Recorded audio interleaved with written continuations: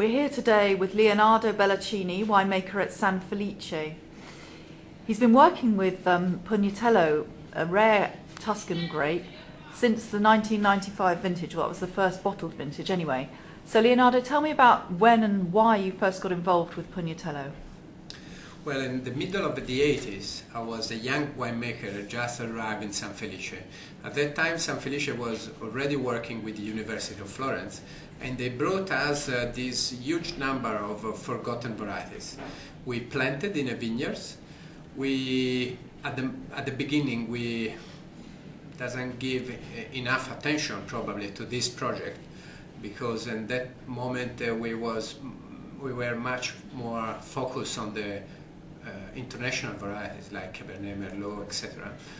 But then in 1990, when I started to see the grapes, I realized that in this huge heritage of the Tuscan viticulture, we can find something to rediscover and to give them a second chance.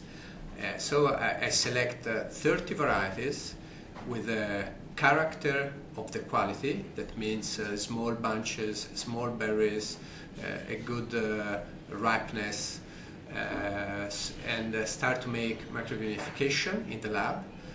And Pugnitello soon gave me an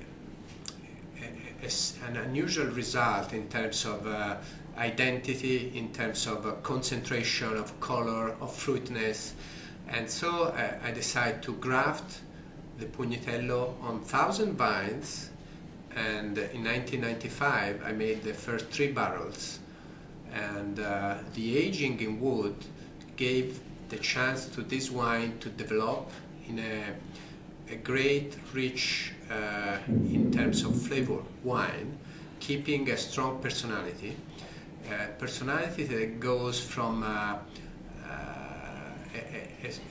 strong, spicy flavor, but then if you leave in the glass, the wine evolved, and every time you taste, you have a different sensation that goes from leather, from fruit, from some smoky note that are not the smoky of the wood, but is a smoky character coming from the evolution of the first flavor. And so if you were to compare it with any other grape, what would you say to give people an idea?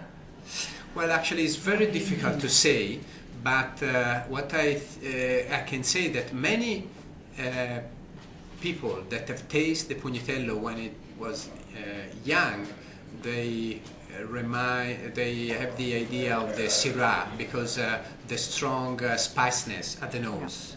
Then with the aging, the wine shows different character, but for sure different from the Sangiovese character. Okay. And what about, obviously you've been showing today monovarietal Pugnitello, and you're also using it in a blend in your Poggiorosso? I've started using the Poggiorosso blend from the vintage 04. So the classic blend of Poggiorosso used to be 90% Sangiovese, 10% Colorino, and from the 04 is 80% Sangiovese, 10% Colorino, 10% Pugnitello. And what does it bring to that blend then? What do you feel? I think that the Pugnitello bring volume to the wine, because also if the Sangiovese used in the Poggiorosso is a rich Sangiovese, but the quality of tannins of the Pugnitello are more sweet and round, so it gives more length to the wine, more volume, and fill it up the empty space that sometimes remain between tannins and acidity, classic of a good Sangiovese.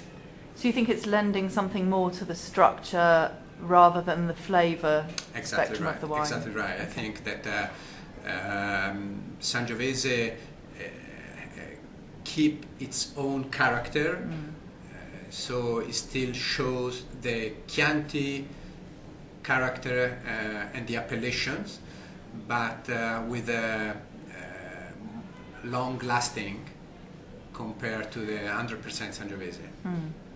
And if you had to kind of come down on one side or the other, I mean, would you say, do you think Pugnitello is better as a blending grape or as a varietal wine? As a single varietal is, I can say, is a little bit more tough. Always blending, you have the opportunity to do our job. Actually, winemaker is a blender, first of all. Actually, first of all, have to be a good vintner, so grow great grape. But at the end, for the result in the bottles, sometimes, always you have to blend. Actually, the blend could be of the same wine, choosing the different proportion between new barrels and second passage barrels. Sometimes it's a blend of different varieties, but it's always a good result is always a result of blend. And have you tried blending it with any of the international grapes? Not really, actually, because I think not because it couldn't work, but because I think it's a different philosophy of what I have in my mind. So I'm producing Merlot, Cabernet, but I think that they have by themselves a strong personality that always goes in front of other varieties. So I don't think they need, first of all, and I don't think that Pugnitello need Cabernet Merlot. Yeah. And so what have you changed? What have you learned about Pugnitello? What have you changed in the way you approach it since the first vintage in '95? Well, many things. First of all, in the vineyards, is difficult varieties because it's very vigorous, so it produces a lot of leaves, a lot of canopy management during the spring, but few bunches. And especially if it's pruned as a spur cordon, it doesn't produce a lot at all because the first batch is practically unfertile, and so we have changed our pruning system from spur cordon to guyot in the vineyard. Second things that in the cellar, he like first have to be very well ripe grape, because also when it's ripe it keep a good acidity, and if you pick earlier sometimes the acidity is too high. And in the cellar you need a very long skin contact to make that you have a good combination between the polyphenolic on one side and the color in the other side, giving the result of the sweet in your mouth. And what does the future hold for Pugnitello? What are your plans? Actually, I'm planning to keep as the first result the 100% Pugnitello made in San Felice, to as like a witness of the result of 20 years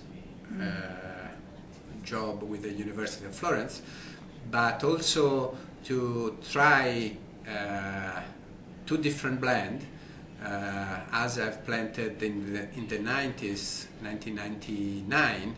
I've planted a few Pugnitello in Montalcino.